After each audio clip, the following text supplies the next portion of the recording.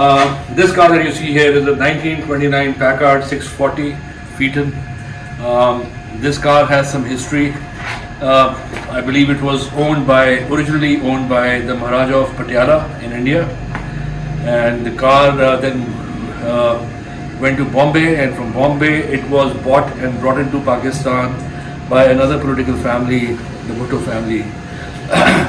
I've had this car for some years now.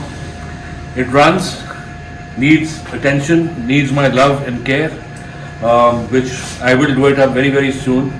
But I just love this car. And the car, originally when I saw the car first, it was all red, but it looked like a fire engine. So I kind of, gave it a contrast. But now it needs new upholstery, maybe a fresh coat of paint, some new chrome. That's the insignia of Patiala. Packards were like royalty cars of its time. They were like the Rolls Royce of USA. I don't like the car without the masket, but the masket is quite expensive and difficult to find. It still has the original one, so I've kept it in my room. Only when I use the car I put it on. This white monster that you see is also a project I'm doing. This is my Lincoln Continental Cabriolet. It's a V12 1947 model. This car was originally owned by the King of Afghanistan, Zahir Shah. It came to Pakistan in 1947. When Pakistan came into being, Afghanistan was the first country to recognize Pakistan and send their ambassador. I'm told by some eyewitness that this car had car number 1 under diplomatic registration. It had a red number plate with number 1. It was owned by the ambassador. It was with the ambassador of Afghanistan, Shah Wali Khan, who had taken the car out of King's stable of cars. I've had this car for maybe 26, 27 years now.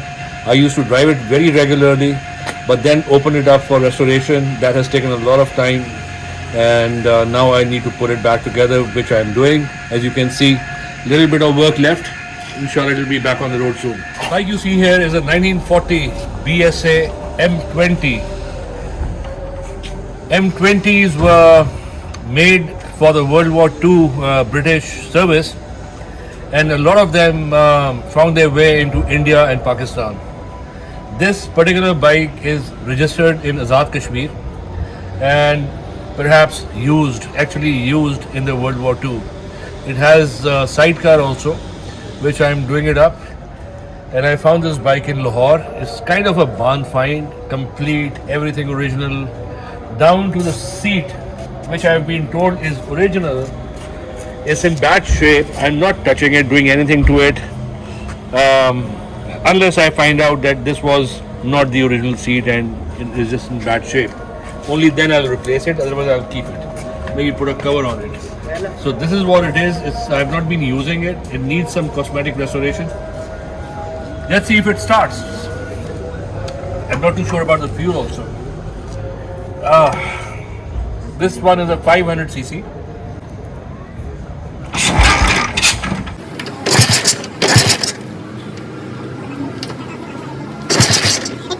I think there's no fuel. Otherwise it normally starts with one kick. Yeah.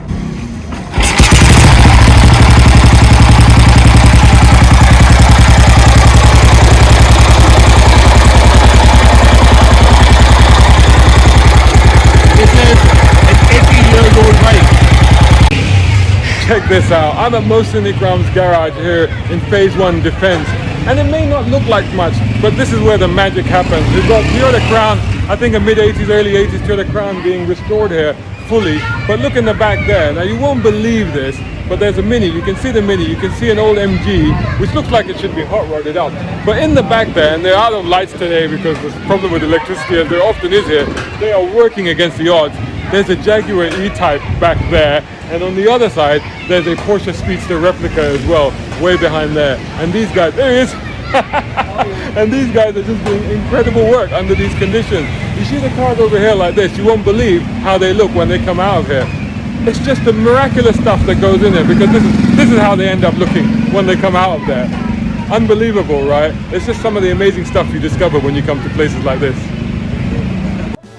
So you want something sleek and glamorous, and then check out the Jaguar E-Type featured in our launch issue, alongside many other features such as buying guides, owner's tips, and even how to buy your own first classic car. Go Classics is about the cars that you relate to, the cars that you've dreamed of, and the cars that you can own, run, and enjoy. At Go Classics, we'll tell you how. Go Classics is the most exciting car magazine on the shelves today, and it's out now. And you can get one by heading over to goclassics.co.uk, where you can find some of our fantastic limited time subscription offers. forget about the boring, the pompous, the self-important. If you want something new, Go Classics!